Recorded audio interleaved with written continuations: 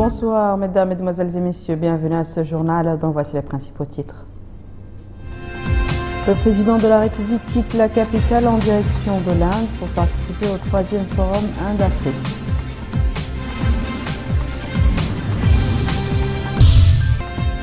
Notre pays et la France louent les performances réalisées dans le cadre de la 3e phase du contrat de désendettement.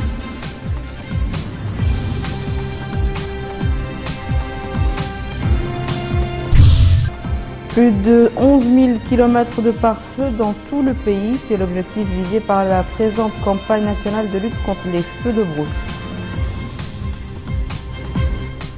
Merci mesdames et messieurs de vous joindre à nous. Nous ouvrons ce journal par le courrier du président de la République. M. Mohamed Abdelaziz a adressé un message de félicitations au président tchèque Miloš Zeman à l'occasion de la célébration de la fête nationale de son pays. Il a renouvelé dans ce message sa détermination à œuvrer au renforcement des liens d'amitié et de coopération unissant les deux pays.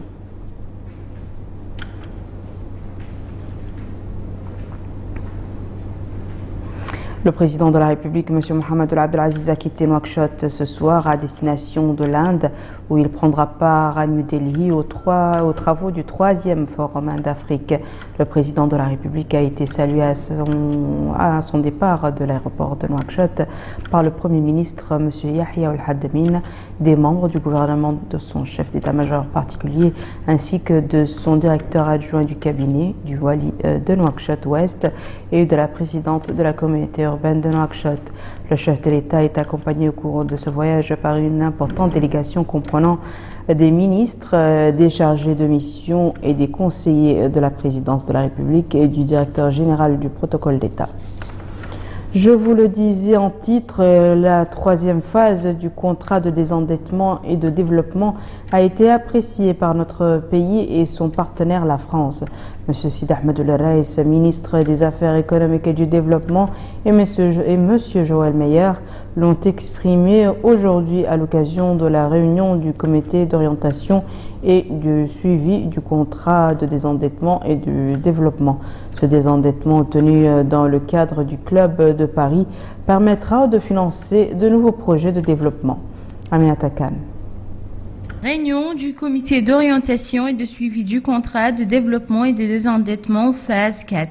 Au cours de la rencontre, il a été question de passer en revue les programmes du C2D4, notamment en ce qui concerne la sécurité alimentaire, dont l'objectif est de réduire considérablement la pauvreté et les inégalités. Prenant la parole au cours de la circonstance, le ministre des Affaires économiques et du Développement, Sidi Ahmed El Raïs, s'est réjoui des résultats déjà enregistrés par les différents programmes du CD24 qui couvrent plusieurs secteurs vitaux. Il s'agit entre autres de l'éducation, de la formation professionnelle, de la décentralisation et de la sécurité alimentaire. À son tour, l'ambassadeur de France dans notre pays a exprimé en substance: les efforts consentis de part et d'autre sont importants, parfois difficilement mesurables, mais ils représentent un investissement substantiel pour l'avenir du pays. Et je tiens à féliciter toutes celles et tous ceux qui, au quotidien, sur le terrain, assurent la mise en œuvre et la bonne exécution de ces projets. Merci beaucoup. C'est dans cette logique d'investissement à long terme qu'un 4e et dernier C2D, d'un montant de 23,7 millions d'euros, sera affecté au secteur jugé prioritaire par les autorités mauritaniennes.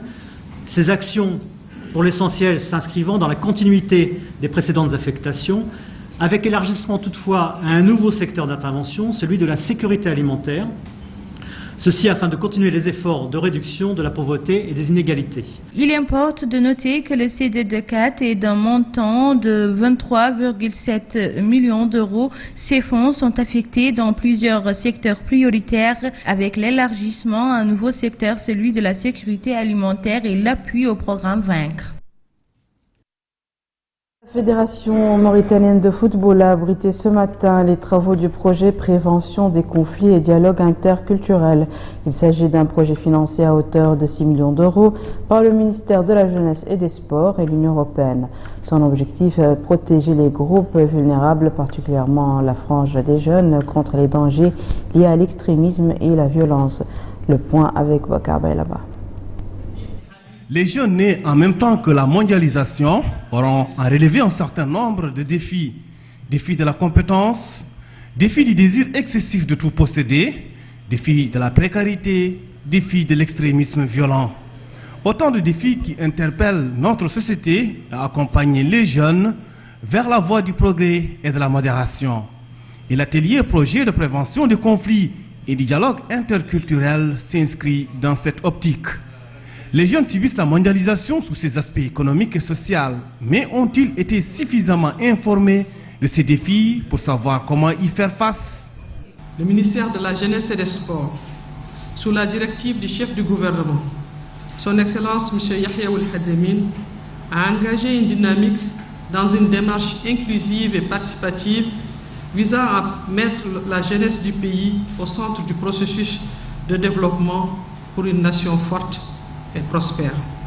Il s'articule avec la stratégie nationale de lutte contre l'extrémisme violent et l'axe 4 de la stratégie Sahel de l'Union européenne.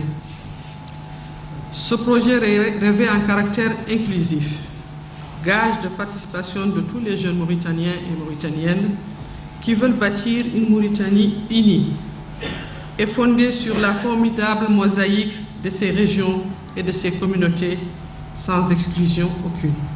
Les attentes des jeunes sont nombreuses et multiformes. Ils ont besoin d'être écoutés, ils ont besoin de la reconnaissance de leur association, ils ont besoin aussi de la formation et trouver de l'emploi décent.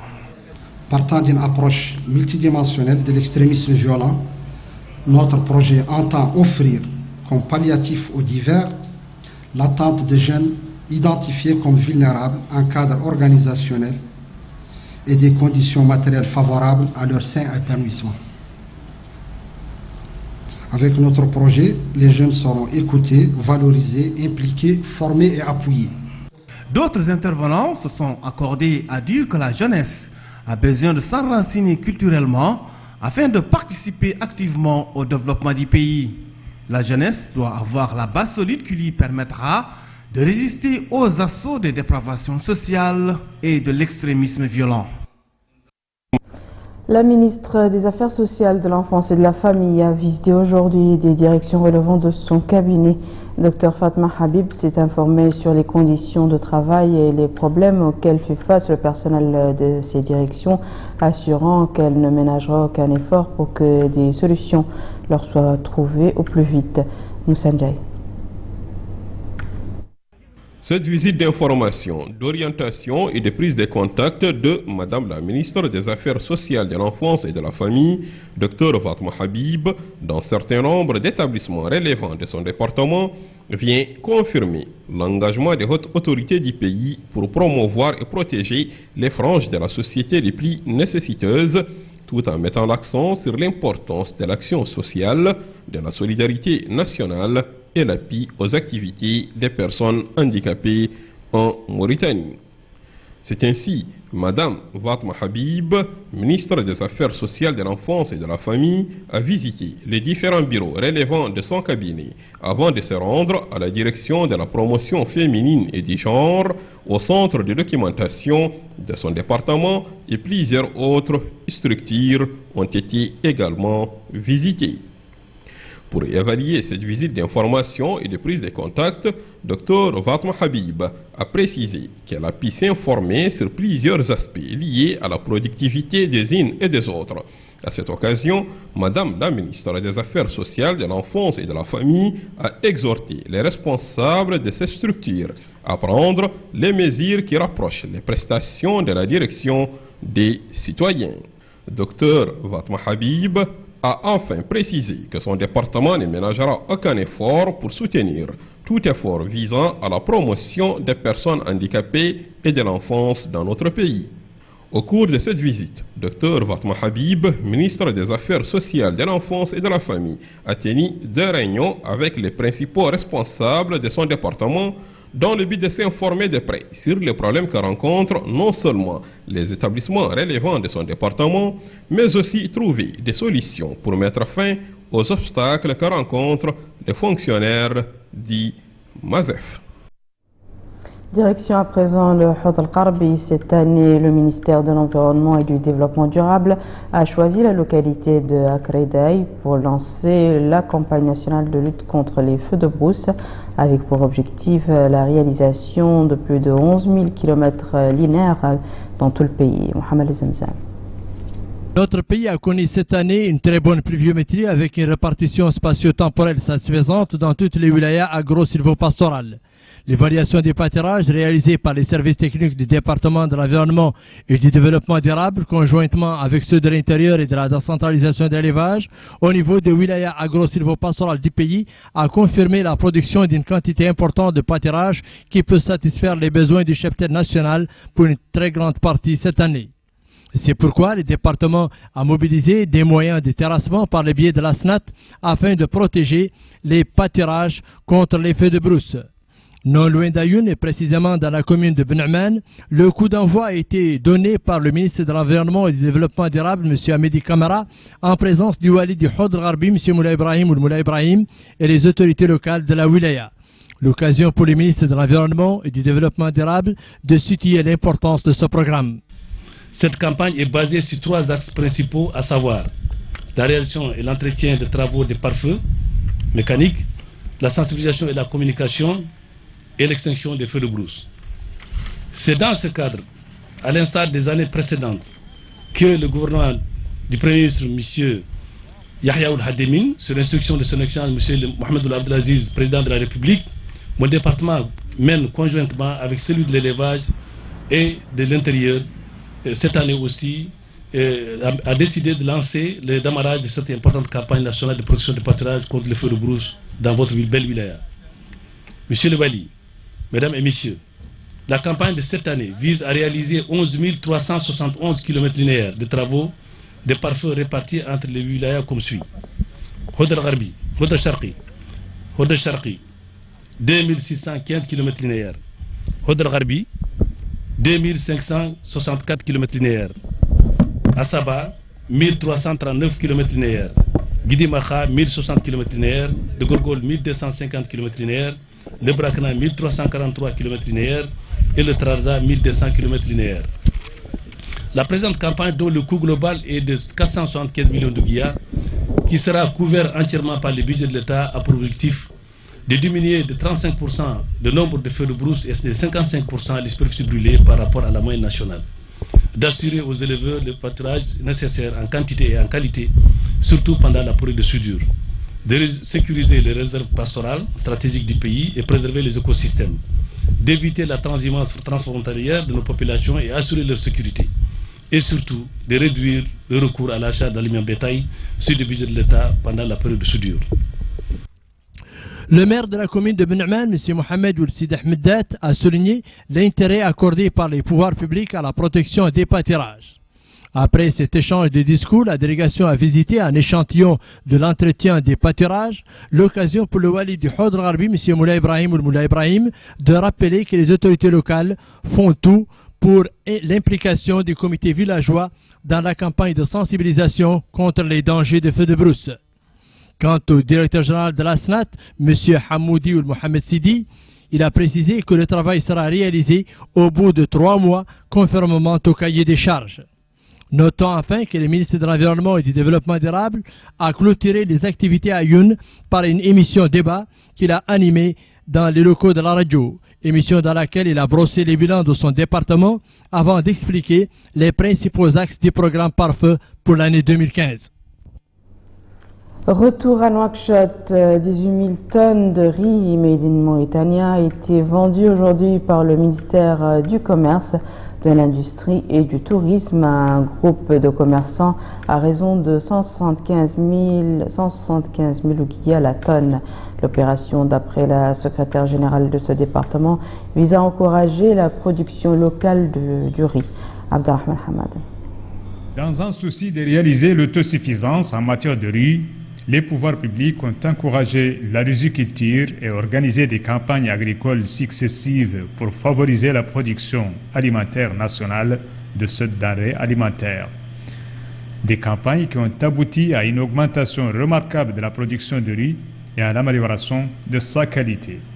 La commercialisation du riz national s'est faite au cours des années dernières à travers le programme ML. Mais avec l'augmentation progressive de la production, il paraît que ce programme ne suffisait plus à absorber cette quantité. C'est pourquoi le département a fait appel au concours des principaux importateurs de riz pour assurer la commercialisation de ce produit compétitif.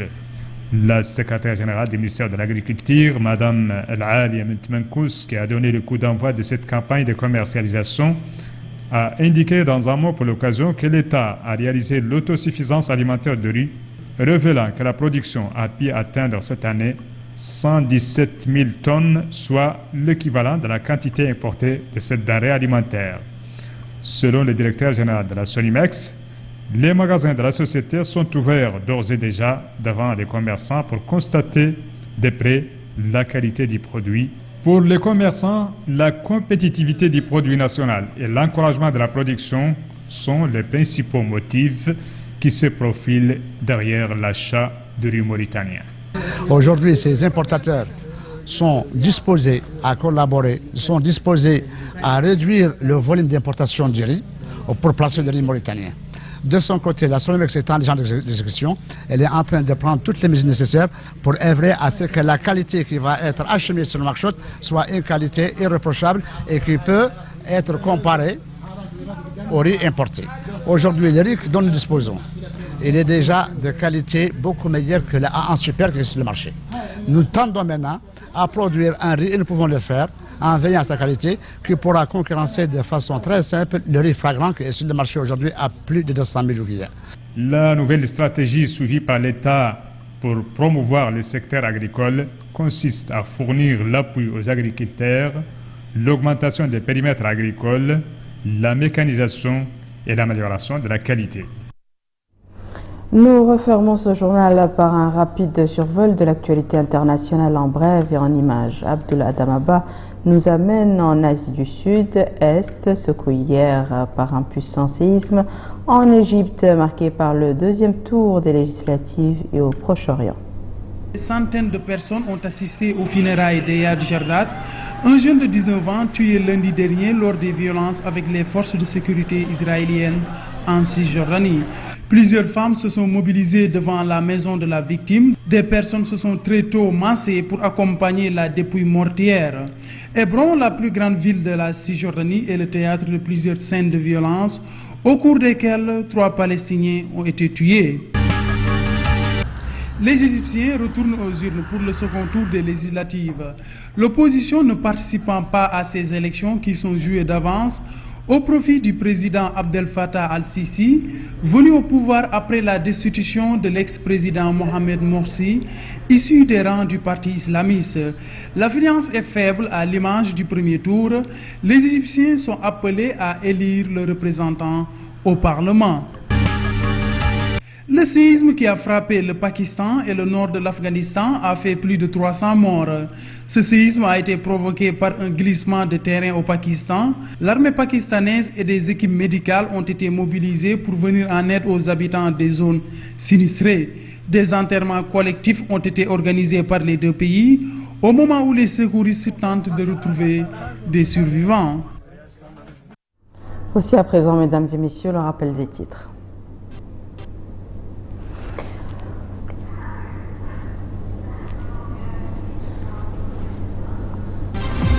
Le président de la République quitte la capitale en direction de l'Inde pour participer au 3e forum Inde-Afrique.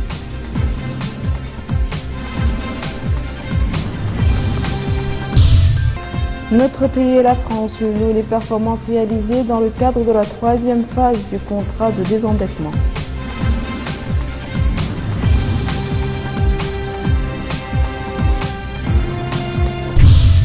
Plus de 11 000 km de pare-feu dans tout le pays, c'est l'objectif visé par la présente campagne nationale de lutte contre les feux de brousse.